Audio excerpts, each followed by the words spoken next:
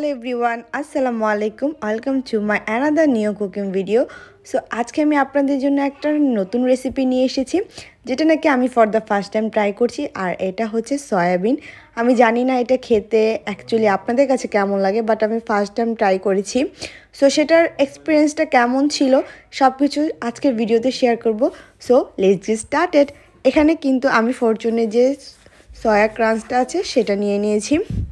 দেন এখন ফুটন্ত পানিতে এগুলোকে নাকি আগে সিদ্ধ করতে হয়। আমি কিন্তু বেসিক্যালি এটা রান্না করতে পারি না, এটা রান্না করবে আজকে আমার বড় ভাবি। সো ভাবিকে একটু জাস্ট হেল্প করে দিয়েছিলাম। ভাবি বলল এখানে এগুলোকে সিদ্ধ করে দিতে, তো আমি এটাই করেছি। দেন এখন ভাবি এই সয়াবিন থেকে ভালো করে পানিগুলোকে হাত দিয়ে ঝরিয়ে নিল। দেন এখানে নিয়ে নিয়েছে টমেটো কুচি আর হচ্ছে পেঁয়াজ কুচি। দেন এখন ভাবি আগে সয়াবিনগুলোকে একটু ফ্রাই করে নিবে, সেই জন্য প্যানের মধ্যে কিন্তু এখানে দিয়ে দিয়েছে তেল, তারপর দিয়ে দিল লবণ, এরপর দিয়ে দিচ্ছে মরিচের গুঁড়ো, দেন তারপর অ্যাড করে দিচ্ছে হলুদের গুঁড়ো। এখন এই মশলাটার সাথে কিন্তু সয়াবিনগুলোকে একটু ফ্রাই করে নিবে, এতে করে কিন্তু সয়াবিনের যে একটা স্মেল থাকে সেটা কিন্তু চলে যায়। সো এই তো এখানে সয়াবিনগুলো দিয়ে ভালো করে সয়াবিনগুলোকে ফ্রাই করে নিবে। আর এই সয়াবিনগুলোকে কিন্তু ব্রাউন কালার করে একটু ফ্রাই করে নেবেন। আমাদের বাসায় কিন্তু ফার্স্ট টাইম এই সয়াবিনটা রান্না হচ্ছে। সো আপনারা কিভাবে সয়াবিনটা রান্না করে খান সেটা কিন্তু আমার সাথে শেয়ার করে যেতে পারেন কমেন্ট বক্সে। এতে করে কিন্তু আমি আইডিয়া পাবো যে এটা কীভাবে রান্না করে খেতে হয়। আমরা কিন্তু বেসিক্যালি পেঁয়াজ আর টমেটো দিয়ে এটাকে একটু ভুনা ভুনা করে খেয়েছিলাম।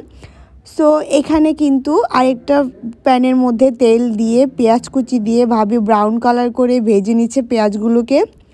দেন তারপর দুটো তেজপাতা দিয়ে দিল, আর এখন দিয়ে দিচ্ছে পানি সামান্য পরিমাণ। পানিটা দেওয়ার পরে এখানে ভাবি গরুর মাংসের যে মশলাটা আছে রাঁধুনি সেটা ইউজ করছে। এখানে এটা ইউজ করেছে কারণ এতে করে কিন্তু সয়াবিনের একটা আলাদা টেস্ট আসবে। দেন তারপর এখানে আবার ম্যাগির যে স্বাদে ম্যাজিক আছে সেটাও ইউজ করছে। আপনারা চাইলে কিন্তু এগুলো স্কিপ করতে পারেন, বাট এগুলো দিলে হয়তো বা খেতে অনেক মজা হবে, কারণ আমাদের এই খাবারটা অনেক বেশি মজা হয়েছিল এভাবে রান্না করাতে। দেন তারপর কিন্তু এখানে দিয়ে দিয়েছে টমেটো কুচি, এরপর দিয়ে দিয়েছে হলুদের গুঁড়ো। দেন এখন সবগুলো উপকরণ ভালোভাবে মিক্স করে এটাকে কিছুক্ষণ রান্না করতে হবে, যতক্ষণ না পর্যন্ত মশলাটা একদম ভালো করে কষিয়ে যাবে ততক্ষণ পর্যন্ত কিন্তু ভালো করে মশলাটা কষিয়ে এরকম যখন উপরে তেল ভেসে আসবে তখনই কিন্তু ভেজে রাখা সয়াবিনগুলো দিয়ে দিতে হবে। এখন ভেজে রাখা সয়াবিনগুলো দিয়ে দিচ্ছে। এখন সয়াবিনের সাথে ভালো করে মশলাটা আবার কিছুক্ষণ একটু কষিয়ে নিতে হবে, এতে করে কিন্তু সয়াবিনের ভিতরে যাতে মশলাগুলো খুব সুন্দরভাবে ঢুকে সেই জন্য। আর এর সাথে কিছু পরিমাণ আবার ভাবি পানি অ্যাড করে দিয়েছি। দেন পানিটা অ্যাড করার পরে কিন্তু 10 থেকে 15 মিনিট আবার রেখে দিয়েছে।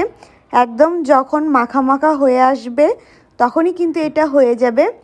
আর এই তো দেখেন আমাদের সয়াবিন কিন্তু রেডি, কতটা ইয়াম্মি হয়েছে।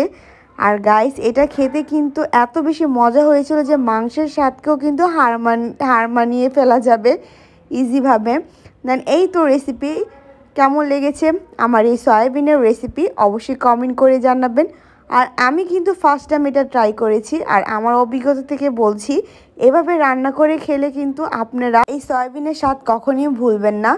আর কেমন লাগলো ভিডিওটি কমেন্ট করে কিন্তু অবশ্যই জানাবেন। ভালো লাগলে লাইক কমেন্ট শেয়ার করে দিবেন। আল্লাহ হাফেজ।